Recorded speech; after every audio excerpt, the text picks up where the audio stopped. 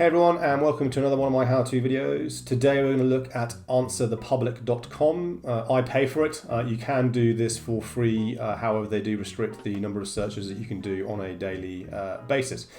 That said, the reason that I use this tool is that it gives me insight into how people are searching around certain words and phrases. So it's a great way for me to understand what people are searching, how they're actually searching, and then start to create content based on those particular searches. And as we'll see, certainly with one of my videos, how I've now managed to get my YouTube video to appear on page 1 of Google from a particular search using exactly the data that Answer the Public gave me. So without further ado, let's get into it and see how this all actually works. So this is the paid version of Answer the Public. You can do some of this for free on answerthepublic.com. Let's say that you work in the area of human resources. So if I type in human resources, I click search, what Answer the Public is doing is going into Google and looking at all the variations of how human resources is searched today. So this is within this time period. What this then starts to enable you to do is start to understand how people are asking questions around what it is that maybe you sell or do. Then you can start to build content around that based on what people are searching. So we get these brilliant wheels here.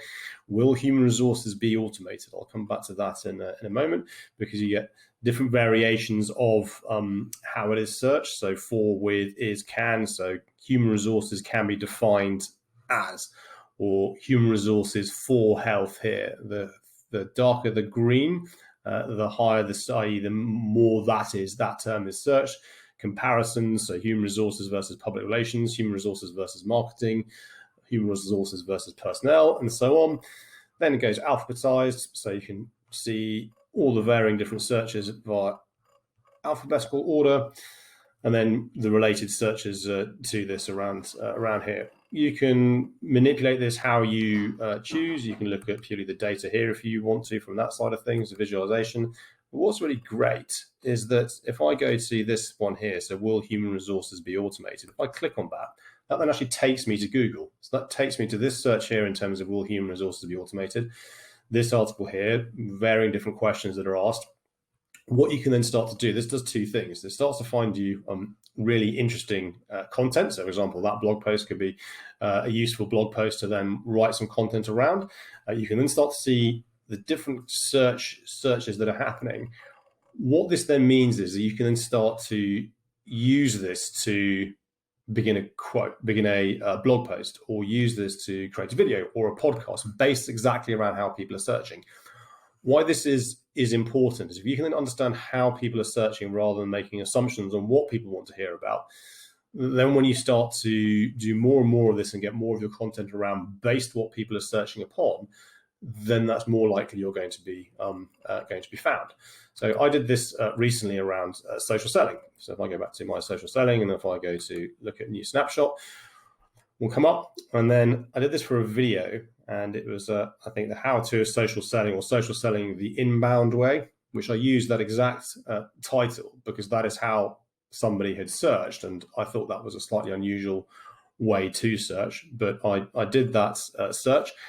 And then you can see all the varying different pieces around social selling. What are social selling tools, social selling index, and so on. But down here, how social selling, what is social selling the inbound way? So if I then click on that, what you'll see is, hey presto, that is my video on page 1 of Google, uploaded by me on the 26th of October. So by leveraging how people were searching, but I particularly used this one because I felt it was an unusual one, I then created some content around that. And that means that when people are searching for that, then here I appear on page 1 of Google. So highly recommend you playing around with Answer the Public, and put in, 1 word, 2 words max, let it look at things, and then actually start to, build your content strategy, build some blogs, podcasts, questions to ask people, what have you, around actually what your audience wants to learn about rather than what you think your audience should learn about. Thanks for watching.